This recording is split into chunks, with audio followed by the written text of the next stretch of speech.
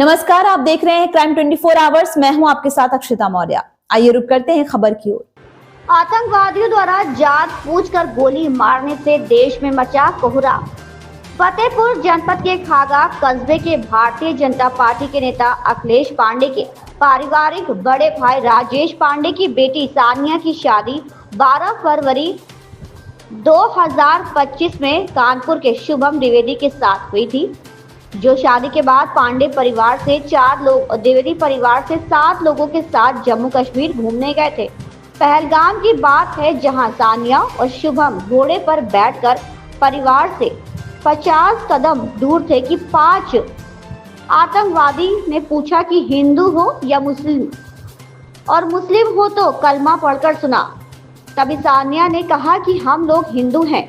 तभी शुभम के सर पर गोली मारकर निर्मम हत्या कर दी और ऐसे लगभग 30 लोगों को मारा गया, जिससे पूरे भारत में देश में कोहराम मचा हुआ है। और फतेहपुर जिले के खागा नौबस्ता रोड पुलिस चौकी से कैंडल मार्च निकालकर नगर पंचायत कार्यालय में गांधी जी की प्रतिमा के सामने समापन करते हुए देवांगत आत्माओं के लिए 2 मिनट का मौन रखकर श्रद्धांजलि अर्पित की गई। इस मौके पर खागा उप जिलाधिकारी अभिनीत कुमार वर्मा, पुलिस क्षेत्राधिकारी ब्रज मोहन राय, खागा नगर अध्यक्ष गीता सिंह, एराया नायब विजय तिवारी, खागा कोतवाली प्रभारी हेमंत कुमार मिश्रा, व्यापार मंडल अध्यक्ष प्रकाश पांडे, शिव चंद्र शुक्ल पत्रकार साथी और व्यापारी समाज सेवी मौजूद रहे और भारत सरकार से उम्मीद ही नहीं बल्कि पूरा भरोसा जताया कि इस घटनाक्रम का कड़ी कार्रवाई की मांग की। और जैसा कि जानकारी मिल रही है कि कई देशों के मुखिया के साथ प्रधानमंत्री, गृह मंत्री, रक्षा मंत्री के साथ बातचीत चल रही है। आइए सुने क्या कहा व्यापार मंडल अध्यक्ष शिव चंद्र शुक्ल और सानिया के चाचा अखिलेश पांडे ने। राज विश्वकर्मा की रिपोर्ट।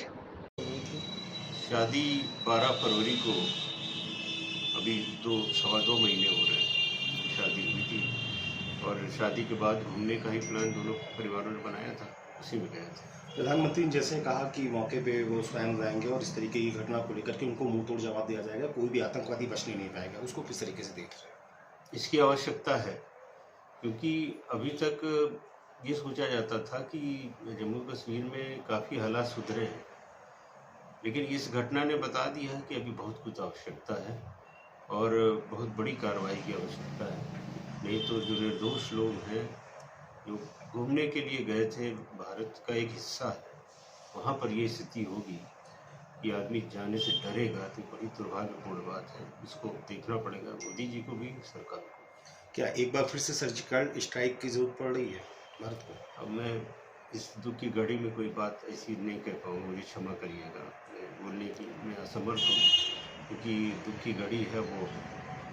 बहुत बड़ी कार्रवाई की आवश्यकता है, बात सही कहते हैं। किस तरीके की मांग कर रहे हैं, क्योंकि जिस तरीके से गोली मारकर हत्या की गई है? अब जैसी जानकारी मिली है उसमें ऑपरेशन चल रहा है, गृह मंत्री भी वहाँ पर हैं, प्रधानमंत्री जी भी पहुँच गए हैं, तो मुझे लगता है कि इसमें कार्रवाई सख्त होगी और ऐसा पुनरावृत्ति नहीं होगी। ऐसी सबसे बड़ी बात यह है कि वहाँ उन आतंकियों ने धर्म पूछ करके हत्याएं की, ये सबसे बड़ी दुखद बात है।